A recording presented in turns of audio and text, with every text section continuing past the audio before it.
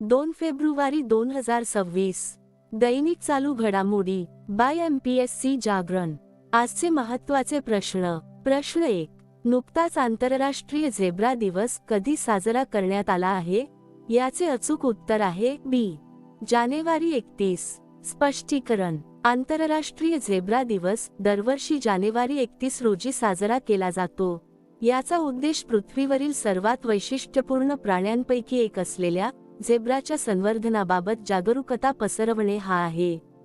आपल्या काळ्या पांढऱ्या पट्ट्यांसाठी प्रसिद्ध असलेला झेब्रा आज जंगलात गंभीर संकटांचा सामना करत आहे. हा दिवस झेब्रा प्रजातींना अधिवास नष्ट होणे, अवैध शिकार आणि घटती लोकसंख्या यांपासून वाचवण्याच्या तातडीच्या गरजेवर भर देतो. प्रश्न 2. नुकतेच कोणत्या राज्यात स्थित पटना पक्षी अभयारण्य रामसर आर्द्रभूमी म्हणून घोषित करण्यात आले आहे? याचे अचूक उत्तर आहे सी. उत्तर प्रदेश. स्पष्टीकरण. भारताने जागतिक पर्यावरण संवर्धनाच्या दिशेने आणखी एक महत्त्वाचे पाऊल उचलले आहे. गंगा मैदानात स्थित एक आर्द्रभूमी आणि कच्छच्या शुष्क भूभागात स्थित दुसरी आर्द्रभूमी यांना आंतरराष्ट्रीय मान्यता मिळाली आहे. ही उपलब्धी जागतिक चौकटीत आर्द्रभूमी आणि जैवविविधता संवर्धनाप्रती भारताची वाढती कटिबद्धता दर्शवते. उत्तर प्रदेशातील एटा जिल्ह्यात स्थित पटना पक्षी अभयारण्य आणि गुजरातच्या कच्छ क्षेत्रातील छरीढांड म्हणजेच छरीढांडला अधिकृतपणे रामसर आर्द्रभूमी घोषित करण्यात आले आहे. यासह भारतातील रामसर स्थळांची एकूण संख्या वाढून 98 झाली आहे. उत्तर प्रदेश. राजधानी लखनौ. मुख्यमंत्री योगी आदित्यनाथ, राज्यपाल आनंदीबेन पटेल. येथे लोकसभा 80, राज्यसभा 31 आणि विधानसभा 403 जागा आहेत. आता पाहू उत्तर प्रदेशशी संबंधित इतर चालू घडामोडी. उत्तर प्रदेश सरकारने प्रत्येक जिल्ह्यातील देशी पदार्थांना लोकप्रिय करण्यासाठी एक जिल्हा एक डिश योजना सुरू केली आहे.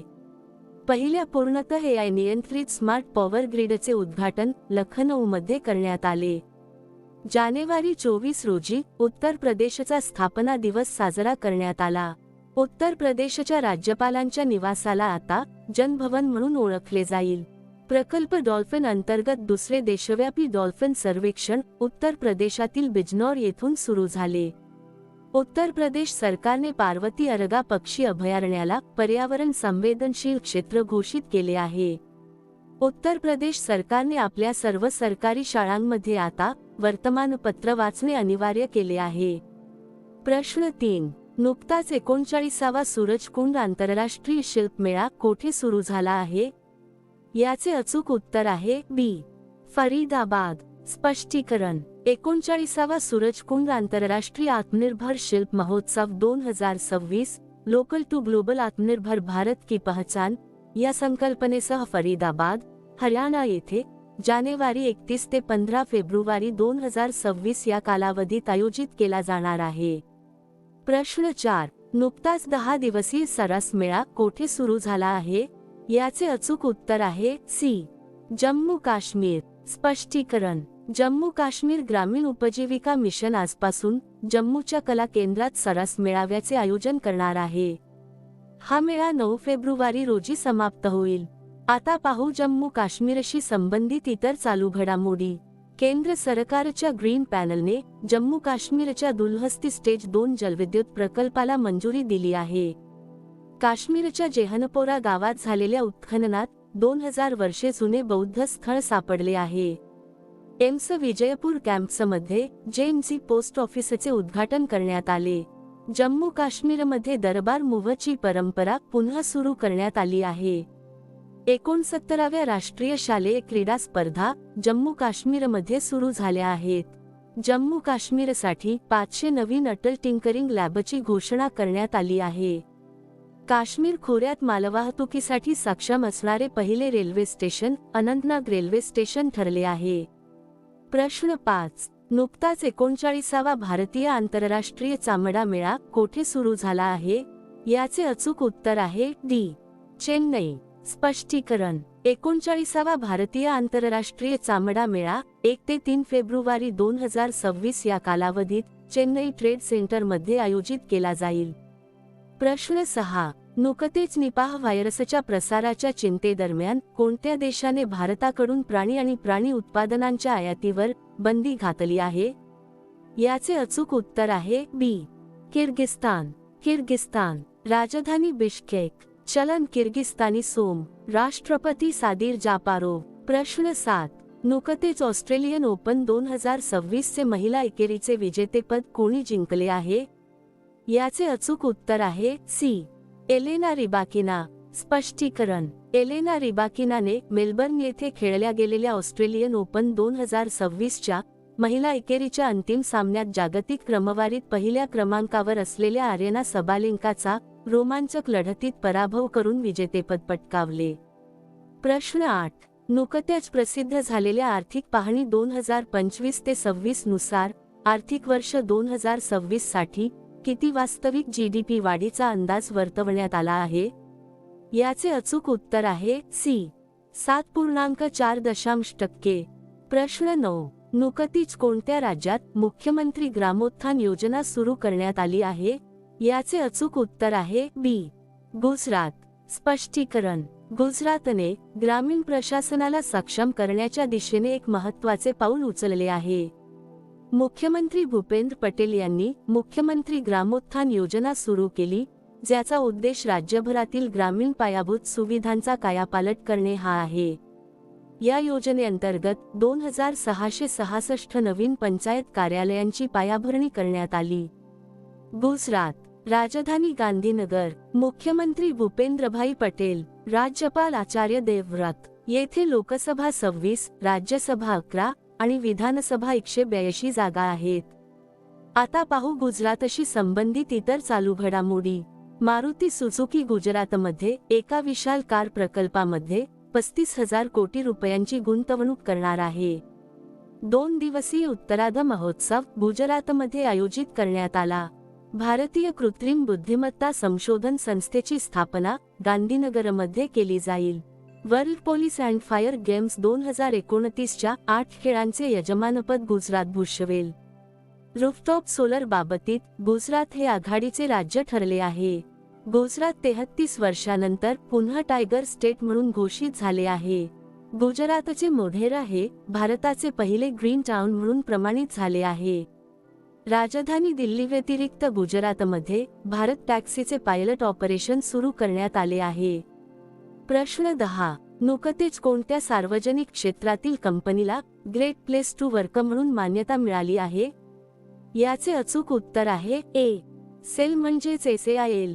स्पष्टीकरण. भारतातील सर्वात मोठ्या सार्वजनिक क्षेत्रातील पोलाद कंपनीने उत्पादन आणि नफ्याच्या पलीकडे जाऊन एक महत्त्वपूर्ण उपलब्धी प्राप्त केली आहे. 29 जानेवारी 2026 रोजी steel authority of India limited म्हणजेच सेलला पुन्हा एकदा ग्रेट प्लेस टू वर्क म्हणून मान्यता मिळाली. सेलला हे प्रतिष्ठित प्रमाणपत्र मिळण्याचे हे सलग 3रे वर्ष आहे. प्रश्न 11. कोणत्या राज्याच्या मुख्यमंत्र्यांनी 24 तासांच्या आत 5,555 महिला आणि विद्यार्थिनींना सायकल वाटप करून Guinness book of world record केला आहे? याचे अचूक उत्तर आहे सी. आंध्र प्रदेश. आंध्र प्रदेश. राजधानी अमरावती. मुख्यमंत्री एन चंद्राबाबू नायडू, राज्यपाल जे अब्दुल नजीर. आता पाहू आंध्र प्रदेशशी संबंधित इतर चालू घडामोडी. जागतिक आर्थिक मंचने आंध्र प्रदेशात 4थे औद्योगिक क्रांती केंद्र स्थापन करण्याची घोषणा केली आहे. Andhra Pradesh hope आयलँडवर satellite launch सुविधा विकसित करणार आहे. आंध्र प्रदेशात जगातील सर्वात मोठा ग्रीन अमोनिया प्रकल्प उभारला जाईल. आंध्र प्रदेशच्या पोंडुरू खादीला भौगोलिक मानांकन म्हणजेच GI टॅग मिळाले आहे. आंध्र प्रदेशच्या पर्यटन विभागाने प्रामुख्याने भवानी बेट पर्यटकांसाठी बंद केले आहे. भारताची सर्वात मोठी भू-औष्णिक ऊर्जा तंत्रज्ञान पायलट परियोजना आंध्र प्रदेशात स्थापन करण्याची घोषणा करण्यात आली आहे. प्रश्न 12. नुकतेच Bharat Ratna doctor Babasaheb Ambedkar advocate training and research सेंटरचे उद्घाटन कोठे झाले आहे? याचे अचूक उत्तर आहे बी. नवी मुंबई. स्पष्टीकरण. महाराष्ट्राचे मुख्यमंत्री देवेंद्र फडणवीस आणि भारताचे माजी सरन्यायाधीश न्यायमूर्ती भूषण आर गवई यांनी आज नवी मुंबईतील तळोजा येथे भारताच्या पहिल्या Bharat Ratna doctor Babasaheb Ambedkar advocate training and research सेंटरचे उद्घाटन केले. या केंद्राची स्थापना महाराष्ट्र आणि गोवा बार कौन्सिलने केली आहे. आता मागील व्हिडिओतील प्रश्न. नुकतेच कोणत्या राज्याने 2026 ला कृषी वर्ष म्हणून घोषित केले आहे? याचे अचूक उत्तर आहे बी. मध्य प्रदेश. आता पाहू सर्वात महत्त्वाचे उजळणी प्रश्न. केरळमधील अर्लम वन्यजीव अभयारण्याचे नाव बदलून अर्लम फुलपाखरू अभयारण्य करण्यात आले आहे. ओडिशा सरकारने गुटखा, पान मसाला आणि तंबाखू उत्पादनांवर पूर्णपणे बंदी घातली आहे. मोफत कॅशलेस आरोग्य सेवा प्रदान करण्यासाठी पंजाबमध्ये मुख्यमंत्री सेहत योजना सुरू करण्यात आली. ओडिशाने आमे पडिबा आमा भसारे योजना सुरू केली आहे. कर्नाटकने वैधानिक gig workers welfare development board अधिसूचित केले आहे. वर्ष 2026 मध्ये जगातील सर्वात सुरक्षित एअरलाईन म्हणून एतिहाद एअरवेजला घोषित करण्यात आले आहे. भारताचे 92वे बुद्धिबळ ग्रँडमास्टर आर्यन वार्ष्णेय बनले आहेत. प्रजासत्ताक दिन 2026 च्या चित्ररथांमध्ये महाराष्ट्राच्या चित्ररथाने प्रथम स्थान पटकावले आहे. अपार आयडी निर्मितीमध्ये छत्तीसगड राज्य सर्वात आघाडीवर राहिले आहे. वैयक्तिक इलेक्ट्रिक वाहने स्वीकारण्यामध्ये केरळ राज्य सर्वात आघाडीवर राहिले आहे. गुजरातच्या मुख्यमंत्र्यांनी कॅन्सरचा लवकर शोध घेण्यासाठी आशा व्हॅन मोबाईल युनिट लॉन्च केले आहे. 2025 मध्ये चीनची लोकसंख्या 30 लाखांनी घटली आहे. फ्रान्सने 15 वर्षांपेक्षा कमी वयाच्या मुलांसाठी सोशल मीडिया बंदी विधेयक मंजूर केले आहे. विदर्भाने सौराष्ट्रचा पराभव करून पहिल्यांदाच विजय हजारे ट्रॉफी जिंकली आहे. 2 दिवसीय उत्तरार्ध महोत्सव गुजरातमध्ये आयोजित करण्यात आला. केंद्रीय दक्षता आयोगाचे दक्षता आयुक्त म्हणून प्रवीण वशिष्ठ यांची नियुक्ती करण्यात आली आहे. भारताचे सर्वात सुरक्षित शहर म्हणून मंगळुरूला घोषित करण्यात आले आहे. कर्नाटकने महिला उद्योजकांसाठी गृहलक्ष्मी पोर्टल लॉन्च केले आहे.